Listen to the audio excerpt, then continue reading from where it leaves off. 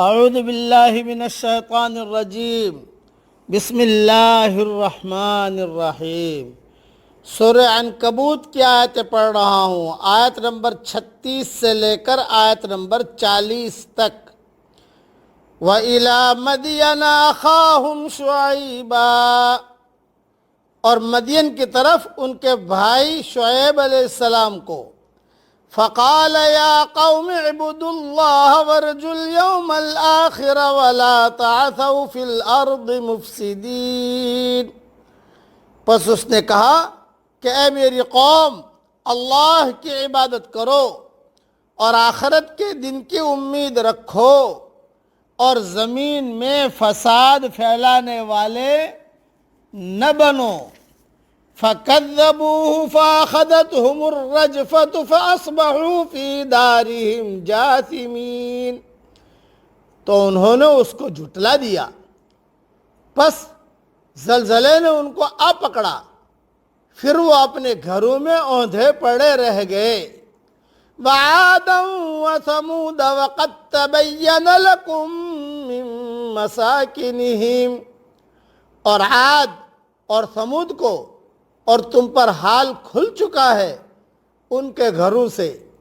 وَزَيَّنَ لَهُمُ الشَّيْطَانُ أَعْمَالَهُمْ، اور ان کے اعمال کو شیطان نے ان کے لیے خوشنما بنایا۔ فَصَدَّهُمْ عَنِ السَّبِيلِ وَكَانُوا مُسْتَبْصِرِينَ، پھر ان کو راستے سے روک دیا اور وہ ہوشیار لوگ تھے۔ وَقَارُونَ وَفِرْعَوْنَ وَحَامَانَ، اور قارون کو اور فرعون کو اور حامان کو۔ وَلَقَدْ جَاءَهُم مُّوسَىٰ بِالْبَيِّنَاتِ فَاسْتَكْبَرُوا فِي الْأَرْضِ وَمَا كَانُوا سَابِقِينَ، اور موسیٰ علیہ السلام ان کے پاس کھلی نشانیاں لے کر آئے تو انہوں نے زمین میں گھمنڈ کیا اور وہ ہم سے بھاگ جانے والے نہ تھے۔ فَكُلًّا أَخَذْنَا بِذَنبِهِ، پس ہم نے ہر ایک کو اس کے گناہ میں پکڑا۔ فَمِنْهُمْ مَنْ أَرْسَلْنَا عَلَيْهِ حَاصِبًا، پھر ان میں سے بعض پر ہم نے پتھراؤ کرنے والی ہوا بھیجی۔ وَمِنْهُمْ مَنْ أَخَذَتْهُ الصَّيْحَةُ، اور ان میں سے بعض کو کڑک نے آ پکڑا۔ وَمِنْهُمْ مَنْ خَسَفْنَا بِهِ الْأَرْضِ، اور ان میں سے بعض کو ہم نے زمین میں دھسا دیا۔ وَمِنْهُمْ مَنْ أَغْرَقْنَا، اور ان میں سے بعض کو ہم نے غرق کر دیا۔ وَمَا كَانَ اللَّهُ لِيَظْلِمَهُمْ وَلَكِنْ كَانُوا أَنفُسَهُمْ يَظْلِمُونَ، اور اللہ ان پر ظلم کرنے والا نہ تھا مگر وہ خود اپنی جانوں پر ظلم کر رہے تھے۔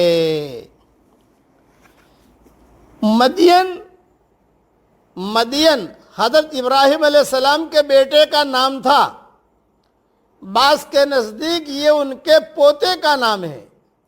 بیٹے کا نام مدیان تھا، انہی کے نام پر اس قبیلے کا نام پڑ گیا جو انہی کی نسل پر مشتمل تھا۔ اس قبیلہ مدین کی طرف حضرت شعیب علیہ السلام کو نبی بنا کر بھیجا گیا تھا۔ قوم عاد کی بستی احقاف حضرموت یمن کے قریب، اور ثمود کی بستی ہجر سے، جسے آج کل مدائن صالح کہتے ہیں۔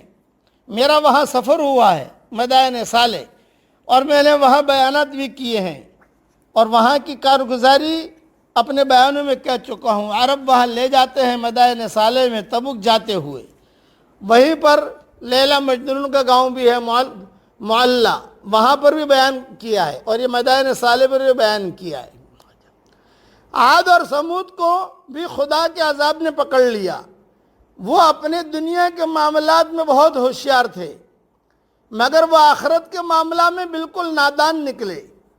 انہوں نے پہاڑوں کے ذریعے گھر بنانے کو راز جان لیا تھا،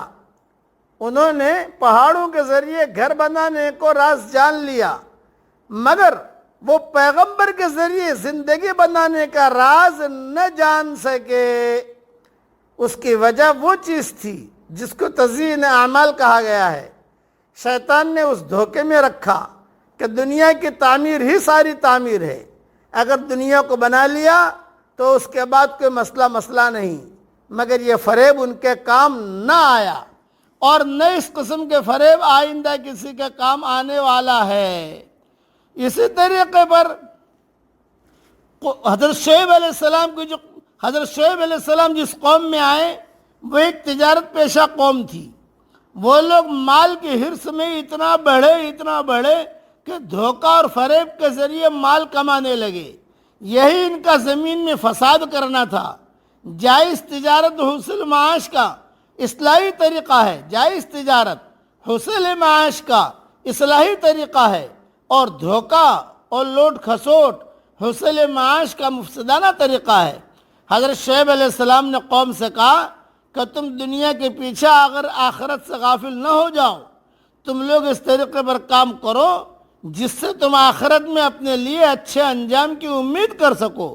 مگر پیغمبر کی ساری کوششوں کے باوجود قوم نہ مانی، یہاں تک کہ وہ خدا کے قانون کے مطابق ہلاک کر دی گئی۔ جن گھروں کو انہوں نے اپنے لیے زندگی کا گھر سمجھا تھا وہ ان کے لیے موت کا گھر بن گیا۔ بس عقل مند کے لیے اشارہ کافی ہے۔ اور الگ الگ طریقے پر اللہ نے پکڑا، کسی کو کسی عذاب میں مبتلا کیا، کسی کو غرق کر دیا، کسی کو کڑک نے پکڑ لیا، کسی پر پتھراؤ کرنے والی ہوا آ گئی، اور آج کل کسی پر کورونا وائرس آ گیا۔ یہ سارے کے سارے ہی اللہ کے عذاب ہیں جو الگ الگ شکلوں میں آتے ہیں۔ اللہ تعالیٰ ہر عذاب سے پوری انسانیت کی اور ہم سب کی پوری حفاظت فرمائے، آمین۔ وآخر دعوانا ان الحمدللہ رب العالمین۔